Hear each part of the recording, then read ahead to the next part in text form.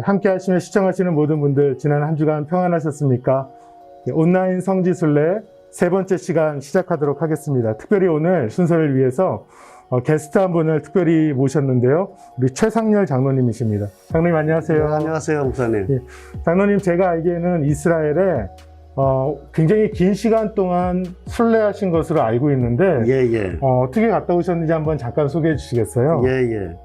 오래전이죠. 2010년 10월에 배낭 메고 다녀왔습니다. 네, 제가 잘 아는 선교사님하고 둘이서 배낭 메고 다녀왔는데 그 당시에 저한테 도전이 됐던 것은 세상의 어느 곳을 여행하는 것보다 우리 믿는 사람들은 이스라엘에 한번 시간을 내서 일부러 갔다 올 만한 그런 말씀을 주셔가지고 그래서 제가 순종하는 마음으로 따라봤는데 너무 좋았습니다. 오늘 저희를 인도하여서 장로님 어디로 방문하실 계획이십니까? 예, 오늘은 바로 예수님께서 태어나신 곳 베들레헴과 예수님께서 자라신 곳 나사렛 그리고 예수님께서 세례받으신 요단강이 있는 여리고를 방문할 것입니다. 네, 여러분 저희와 함께 떠나실 준비가 되셨습니까? 자, 이제 저희와 함께 우리 이스라엘 베들레헴으로 출발하도록 하겠습니다. 네, 출발. 해마다 12월이 되면 이스라엘은 세계 그 어느 지역보다 더 분주합니다. 바로 예수님께서 나시고 자라신 베들레헴, 나사렛이 있기 때문이고 해마다 150만 명의 순례객들이 이곳을 방문하여 지나간다고 합니다. 저희가 먼저 이곳을 방문하기 전에 몇 가지 궁금한 것들을 먼저 살펴보도록 하겠습니다. 장로님, 신약 성경 속에 예수님의 사역의 주 무대는 어디입니까? 예수님 사역의 주요 지역은 크게 4곳입니다. 첫째는 유대 지역으로 예루살렘을 중심으로 인근 도시들입니다. 여기에서의 사역은 종교 지도자들과 대립을 불러일으켰고 경계를 받으셨습니다. 두 번째는 갈릴리 지역입니다. 예수님께서는 많은 시간을 보내시며 병 고치고 축사하시고 이적을 보이셨고 군중들에게 말씀을 전하셨고 제자들을 훈련시킨 곳입니다. 세 번째는 사마리아 지역인데요. 예루살렘에서 북쪽으로 67km 떨어진 곳으로 유대인들은 이 지역을 피해서 갈릴리와 유대로 오갔으나 예수님께서는 의도적으로 지나신 지역입니다. 마지막은 베레아 지역으로 요단강 동편으로 지금은 요르단 땅입니다. 이 지역들을 보면 참 놀라운 것은 예수님께서 이 넓은 지역들을 발로 걸으며 다니셨다는 것입니다. 높은 곳은 800m, 900m나 되는 높은 산이고 골짜기는 그 해수면 아래로 200m 이상 되는 깊은 골짜기입니다. 예수님께서 이곳을 걸으시면서 사역하셨던 것, 특별히 마지막 1년에는 갈릴리에서 시작해서 베레아 지역으로 가시고 베레아 지역에서 예루살렘으로 가시면서 앞으로 감당해야 할 십자가를 지시기 위하여서 예수님께서 기꺼이 그 먼 길을 오셨다는 것, 그것이 제게는 너무나 큰 감동이 되었습니다. 두 번째 질문인데요. 많은 분들이 궁금해하는 질문입니다. 동방박사들은 몇 명이고 이들은 도대체 어디서 왔습니까? 장로님 한번 대답해 주시죠. 이것은 질문은 쉬운데요. 대답이 참 어렵습니다. 자료가 매우 미흡하거든요. 우선 동방박사는 3명이 아니라 그 이상입니다. 선물이 3개고 황금과 유향과 모략이었던 것이죠. 고대의 여러 역사 문헌들 중에서 동방박사의 숫자가 적어도 12명 이상이라고 합니다. 정확하지는 않지만 아마도 아기 예수님께 찾아와 경배한 동방박사들은 생각보다 더 장엄했는지 모르겠습니다. 또한 이들이 어디에서 왔는가를 살펴보면 사복음서 중에는 마태복음 2장에서만 동방박사에 대해서 잠시 언급하는데요. 이 동방박사라는 단어는 헬라어로 마고스인데 이 단어는 신약시대의 메데와 바사 지역에 천문학을 공부하였던 성직자들을 지칭하는 말입니다. 일반적으로 동방박사는 바사, 즉 페르시아인일 것이다 라고 추정하는 것이죠. 세 번째 질문입니다. 왜 예수님께서는 예루살렘이 아닌 베들레헴으로 오셔서 탄생하셨을까요? 3가지로 대답할 수 있습니다. 먼저는 구약의 예언대로 성취된 것입니다. 미가서 5장 2절에 이렇게 예언되어 있죠. 너 베들레헴 에브라다야, 네가 유다의 수천 중에서 작을지라도 이스라엘에서 치리자가 될 자가 네게서 내게로 나아오리라. 그의 나아감은 옛적부터 있었으며 영원부터 있었느니라. 베들레헴에서 옛적부터 영원히 있을 이스라엘의 치리자가 나오리라 라는 성경 말씀 그대로 이루어졌습니다. 두 번째는 베들레헴이라는 이름과 연결되어 있습니다. 베들레헴의 히브리어는 집을 뜻하는 바이트, 그리고 빵을 뜻하는 레켐의 합성어입니다. 그러니까 베들레헴은 빵집이라는 의미이죠. 그리고 여기에서 나오는 에브라다라는 것은 베들레헴의 옛 이름인데요. 이 의미는 풍성한 열매입니다. 다시 말해서 베들레헴 에브라다라고 말할 때 이 의미는 풍성한 열매를 맺는 빵집이라는 것이죠. 그런데 신약에서 떡은 중요한 의미입니다. 왜냐하면 요한복음 6장 35절에서 예수님께서 나는 생명의 떡이니 라고 말씀하셨죠. 즉 베들레헴에서 태어나심은 온 인류의 생명의 떡이 되어주셔서 그 떡을 먹는 자마다 영생을 얻고 풍성한 열매를 맺게 하려 하십니다 라고 이해할 수 있을 것입니다. 마지막은 베들레헴은 아주 작고 연약한 도시였습니다. 예수님께서 이 땅에 오실 때 가장 초라하고 비천한 곳으로 오신 것입니다. 자, 질문에 대한 답을 나누어 봤는데요. 여러분들 궁금하신 것들이 조금 더 많이 이해가 되셨습니까? 자, 이제 이스라엘 땅, 예수님께서 태어나시고 자라시며 밟으신 그 땅으로 여러분들을 안내하도록 하겠습니다. 가장 먼저 저희들이 가볼 것은 베들레헴입니다. 베들레헴은 예루살렘에서 남쪽으로 8km 정도 떨어진 곳에 언덕 위에 있는 도시인데요. 지금은 3만 명의 인구가 살고 있고 서한 지구에 소속되어 있습니다. 그러니까 이 주변에 사는 대부분의 사람들은 팔레스타인, 아랍 사람들인 것이죠. 이 도시는 성경에 여러 곳 등장합니다. 야곱의 아내 라헬이 죽은 곳이고 룻이 보아스를 만나 결혼한 곳입니다. 또한 사무엘상 16장을 보면 다윗이 태어나 목동으로 자란 곳이며 사무엘이 다윗을 왕으로 선정한 곳입니다. 그리고 또 베들레헴이 언제 등장합니까? 나사렛에서 요셉과 마리아가 고향인 베들레헴으로 돌아와서 예수님이 탄생한 곳으로 영원히 잊혀지지 않는 장소가 된 것입니다. 우리 기독교인들에게 있어서 이 장소는 매우 중요한 곳이 아닐 수 없습니다. 여러 중요한 장소들이 있는데 가장 먼저 방문할 곳은 어디입니까? 베들레헴에 굉장히 중요한 많은 장소들이 있는데요. 가장 먼저 여러분을 모시고 방문할 곳은 예수 탄생교회입니다. 세계에서 가장 오래된 교회라고 알려져 있고요. 동굴 위에 세워져 있습니다.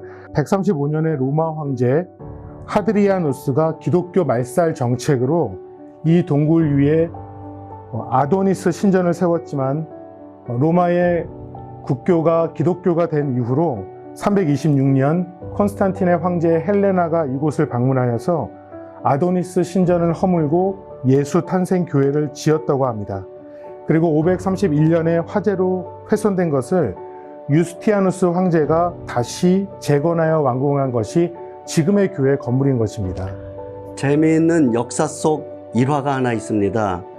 주후 614년에 페르시아군이 이스라엘을 침략합니다.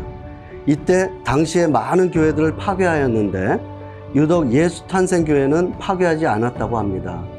그 이유는 당시 교회의 벽과 바닥에 있는 모자이크에 새겨진 동방 박사들의 옷차림이 페르시아의 복장이었기 때문입니다. 이들은 자신들의 조상이 경배해 드렸던 것을 기념하는 이 교회를 그대로 두었던 것이죠. 이곳을 방문하시면 교회 외형에 보면 두 가지 특별한 것이 있는데요. 하나는 교회의 건물이 십자가 모양으로 건축되었다는 것입니다. 그리고 두 번째는 이 교회에 들어가는 출입문이 높이가 1.2m밖에 되지 않습니다. 그러니까 대부분의 사람들은 이 문을 통과할 때에 허리를 숙이고 머리를 숙이고 이곳을 입장해야 하는데 이것은 누구든지 예수님이 탄생하신 이 장소를 방문할 때에 겸손한 마음으로 입장하도록 하기 위함이라고 합니다. 그래서 이 문을 겸손의 문, 좁은 문이라고도 부른다고 합니다. 교회 내부로 들어가면 그곳에는 14개의 꼭지점을 가진 은색 별이 있는데 바로 여기가 예수님이 탄생한 장소라고 합니다. 14는 여러 가지 의미가 있는데 예수님께서 십자가를 지고 걸으신 길, 비오 돌로로사의 14곳의 장소, 아브라함으로부터 다윗까지, 다윗부터 바벨론 유스, 그 예수님까지 각각의 14대를 상징한다고 합니다. 현재 이곳은 캐톨릭, 그리스 정교회, 그리고 아르메니아 정교회가 공동으로 관리하고 있으며 성탄절에는 각각 자기의 방식으로 다른 예배를 드린다고 합니다. 이곳을 방문하셔서 한 가지 더 볼 수 있는 게 있는데요. 그것은 제롬의 동굴이 그 안에 있습니다. 최초의 라틴어 성경인 벌게이트 성경을 번역한 초대 교부가 제롬입니다. 원래 그의 이름은 유스비우스 소프로니우스 히에로니무스라고 하는데요. 그의 삶을 보면 참 재밌습니다. 제롬은 굉장히 뛰어난 신학자이고 역사가이고 설교가입니다. 그 당시에 차기 교황으로 추천되었던 인물인데 실제로 그 차기 교황 투표에서 그가 떨어집니다. 이에 대해서 굉장히 불쾌하고 분노했던 제롬은 예루살렘 바로 이곳에 와서 지내고 있었는데요. 그 당시에 어떤 일이 하나 생겼냐면 베들레헴에서 대량의 아기들의 그 머리 유골이 발견된 것입니다. 이 아기들의 유골이 바로 예수님께서 태어나실 당시 헤롯의 명령에 의해 2살 미만의 아이들을 다 죽이라고 했을 때 죽임당하였던 아이들이라고 합니다. 이 장면을 보면서 제롬은 굉장히 큰 깨달음을 얻죠. 이런 글을 남깁니다. 이 아이들은 태어나서 예수님을 단 한 번도 보지 못했는데도 예수님을 위해서 죽어간 첫 번째 순교자가 되었구나. 그런데 나는 남들이 누려보지 못했던 존경과 지위를 누려보았고 교황들만이 행사할 수 있는 그 권력도 누려보았는데 단지 내가 교황이 되지 못했다는 이유로 지금 이곳 예수께서 태어나신 베들레헴에서 그 예수님을 원망하며 하루하루를 허비하고 있구나. 이 아기들만도 못한 사람이 바로 나구나. 제롬은 이것을 깨닫고 그 중에 유골 하나를 가지고 와서 예수님이 태어나신 동굴과 연결된 다른 동굴에서 고민을 합니다. 내가 이 땅에서 예수님을 위하여 무엇을 할 수 있을까? 그리고 그가 결정한 것이 바로 성경을 라틴어로 번역하는 것이고 이곳에서 30년의 시간을 지나며 성경을 결국에는 완성합니다. 그리고 제롬은 그 동굴에서 영원히 잠들었다고 전해집니다. 장로님께서는 이 지역을 방문하시면서 특별히 어떠한 은혜가 있으셨습니까? 베들레헴을 제가 방문할 것이라고는 제 생에 조금 더 계획하진 않았었습니다. 그런데 실제 막상 지금의 현재 이스라엘과 팔레스타인의 상황 가운데서 베들레헴은 팔레스타인 지역에 있기 때문에 이스라엘에서 팔레스타인으로 들어가려면 굉장히 엄중한 관문을 통과를 해야 됩니다. 어쩌면 제 그 당시의 심정으로는 이 길이 마지막으로 내가 갈 수 있는 길인가 그런 생각까지 하시면서 굉장히 두려움을 가지고 방문을 했던 기억이 있습니다. 막상 베들레헴의 예수탄생교회를 방문하고 나니까 그곳에서 태어나신 예수님의 그 초라한 곳에서 태어나심을 생각할 때에 우리에게 베푸신 하나님의 그 큰 축복과 현재까지 우리를 돌보신 것을 생각할 때는 더욱더 겸손하고 더욱더 순종함으로 예수님과 함께 동행하는 삶을 살아야겠다 그런 생각을 했습니다. 네, 장로님 감사합니다. 이어서 베들레헴에서 방문할 수 있는 곳들 중에서 2곳을 더 선정해서 잠깐 소개하겠습니다. 하나는 목자들의 들판 교회입니다. 베들레헴 동편에 한밤중에 자신의 양떼를 지키다가 천사들이 전해주는 예수님 탄생 소식을 들었던 목자들의 들판이 있습니다. 이 지역은 구약에서 보아스와 룻이 만나 사랑을 나누었던 그런 장소라고도 알려져 있고요. 이 자리에 비잔틴 시대에 처음으로 교회가 들어섰고 그 후로 여러 번 훼손되었다가 나중에 다시 이 장소가 재건되었는데요. 예수 탄생 교회보다는 규모는 한참 작지만 동굴 안에 들어가면 예배당이 있고 천정에는 그 당시에 하늘의 별이 비추었던 것처럼 동굴 위쪽 천정을 뚫어서 별 모양을 만들어 놨고요. 주변에는 그림이나 장식물들을 통해서 당시의 상황을 잘 보여주고 있습니다. 이곳을 지나실 때 방문하셔서 그 당시의 상황을 상상하시면서 말씀을 묵상하시면 굉장히 큰 은혜가 되실 것입니다. 방문해 볼 수 있는 다른 한 장소는 바로 라헬의 무덤입니다. 야곱이 사랑했던 라헬은 요셉을 낳고 막내 아들 베냐민을 낳다가 죽습니다. 그래서 라헬은 아이를 낳다가 죽은 첫 번째 어머니로 묘사되는데요. 아들 베냐민의 이름이 내 고통의 아들이라는 의미죠. 그리고 야곱은 라헬을 베들레헴 가는 길에 묻고 돌기둥을 세워 놓았습니다. 이 라헬의 묘는 지금까지 남아있는데요. 야곱이 살던 시대를 기원전 1900년 전이라고 계산할 때 약 4000년이 지나 지금도 보존되었다는 것입니다. 이 라헬의 묘는 유대인들에게 성스러운 장소로서 알려져 있고요. 출산하지 못하는 여성들이 이곳에 방문하여서 기도하는 장소라고 합니다. 영원한 이스라엘의 어머니로 라헬은 여겨지고 있습니다. 또한 이 라헬이 이슬람에서는 선지자로 여겨진다고 하는데 이것 또한 참 흥미롭지 않습니까? 자, 이제 다음에는 예수님이 자라신 곳 나사렛으로 저희들이 한번 방문해 보도록 하겠습니다. 우리 장로님, 나사렛은 어떤 곳입니까?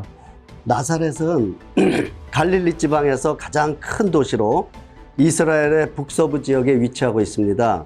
현재는 8만 명이 채 되지 않는 인구의 약 70%가 무슬림이 있습니다.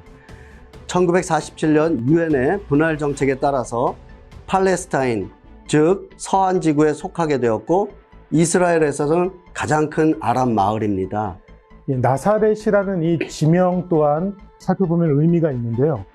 가지를 뜻하는 히브리어 네체르에서 나와서 이사야의 예언인 이새의 뿌리에서 한 싹이 나며 그 뿌리에서 한 가지가 나서 결실할 것이요.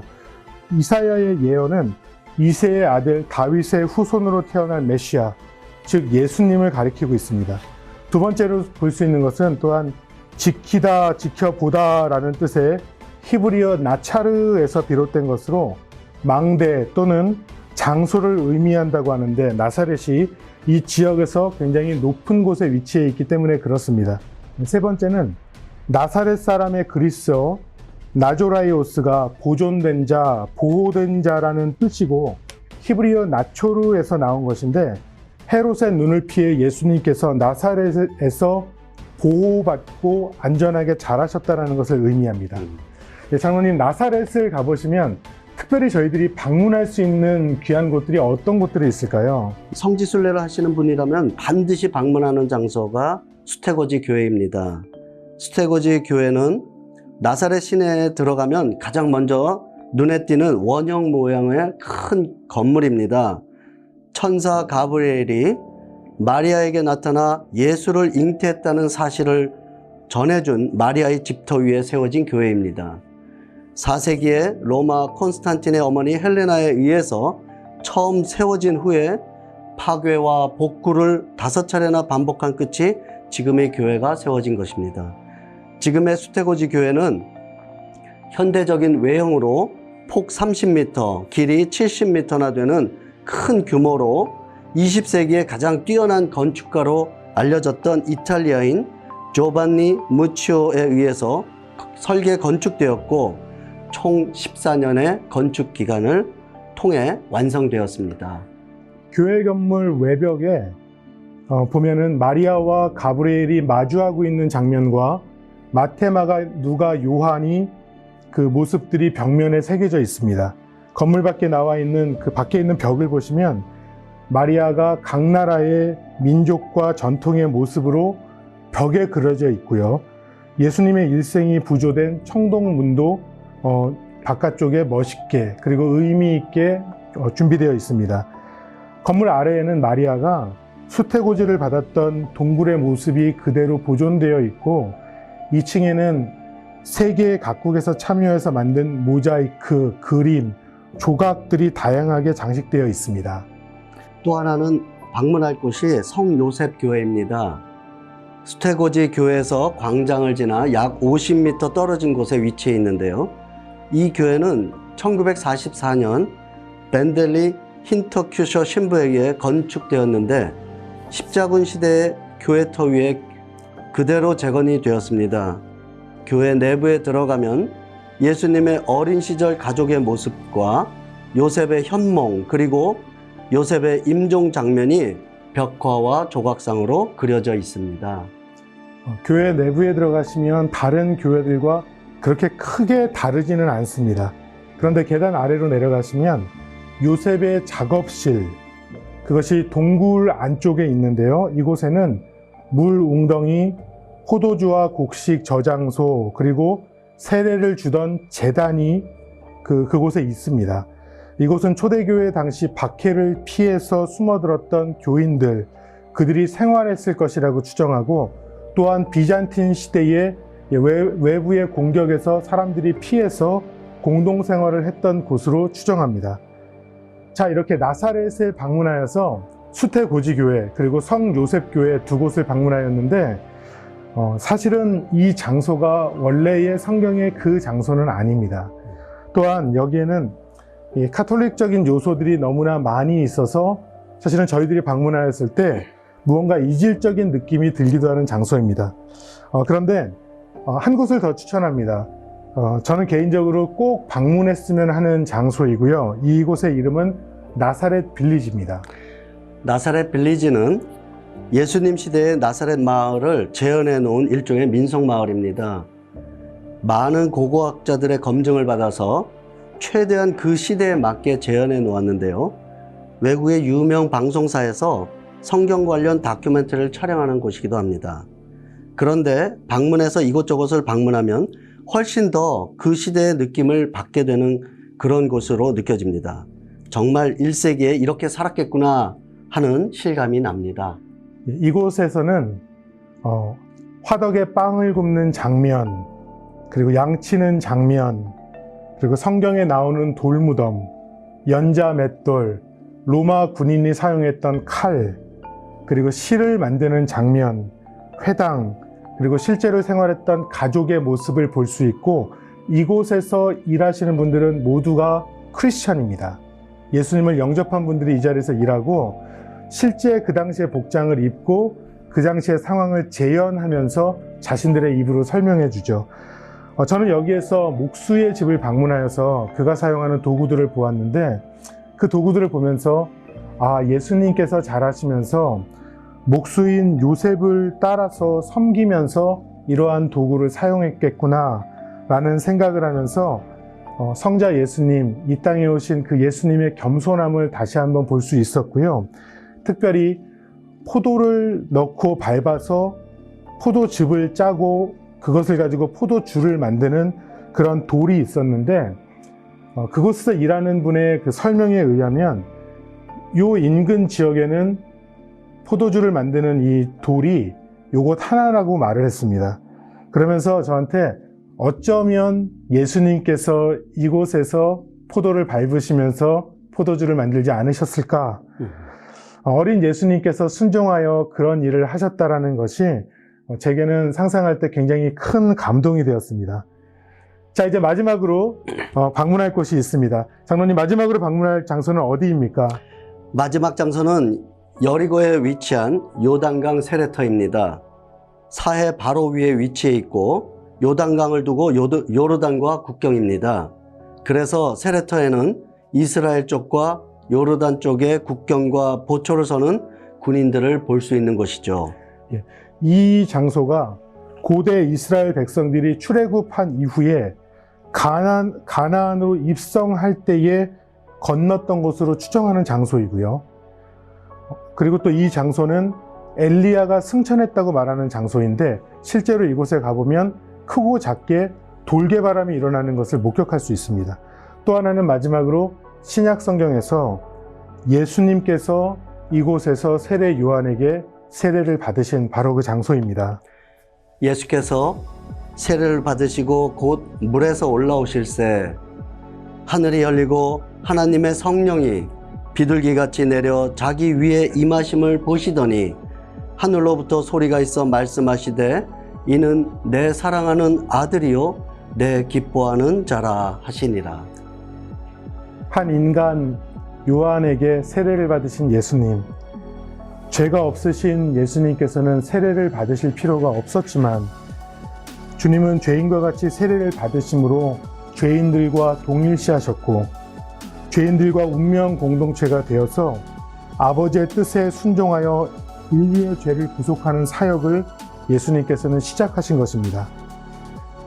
자, 오늘 이렇게 예수님께서 태어나신 베들레헴, 자라신 나사렛, 그리고 세례받으신 여리고의 요단강 세례터를 방문하였는데 우리 장로님 어떠셨습니까? 예, 오늘 방문한 곳을 회상해 봤을 때 그 어느 한 곳도 제게 감동이 아니었던 곳은 없었습니다. 예수님이 탄생하신 곳 베들레헴과 마리아가 살았던 나사렛, 그리고 요셉이 같이 살았던 그 나사렛 지역을 방문했을 때 그 기억은 지금도 생생합니다. 그곳에서 가졌던 그 하나님을 향한 마음이 지금도 여전한 걸 봤을 때 제가 감히 교인들께 권합니다. 혹시 기회가 되셔서 여행할 계획이 계신다면 반드시 이스라엘 한 번은 방문하실 것을 권합니다. 정말 남다른 그 은혜를 받으실 줄로 확신합니다. 장로님, 이제 이번 주가 성탄 주간이고요. 네. 예수님 이 땅에 오심을 기념하고 경배하고 예배하는 우리 성탄절이 있는 주간인데 네네. 장로님, 우리 KCPC 교인 여러분들께 특별히 한마디 한번 말씀해 주시면 감사하겠습니다. 예수님이 이 땅에 오신 것은 제 개인적으로 뿐만 아니라 믿는 모든 이에게는 동일하다고 생각하는데요. 이것은 일생의 가장 큰 기적과도 같은 사건입니다. 그 예수님을 우리가 믿게 된 것도 사건이고 이 귀한 그 기적을 우리가 품고 있다는 것은 굉장히 행복하지 않을 수 없는 일입니다. 우리 온 믿음의 동역자 여러분, 우리가 우리 예수님을 우리가 우리 삶 가운데 우리 중심에 모셔드리고 더욱 믿음 가운데서 승리하는 삶을 살아갈 수 있기를 간절히 바랍니다. 특별히 지금 코로나 바이러스로 인해서 굉장히 어려움 중에 있는 우리 온 가족들이 정말 잘 이겨낼 수 있도록 믿음 안에서 승리할 것을 기도합니다. 네, 장로님 말씀처럼 이 땅에 임마누엘 오신 예수님, 그 예수님으로 인하여서 기쁨과 감사가 가득한 성탄주간 되시기를 바랍니다. 다음 주에는 우리 예루살렘으로 여러분들을 모시고 순례의 길을 떠나도록 하겠습니다. 지금까지 시청해 주신 모든 분들께 감사드립니다. 감사합니다. 네.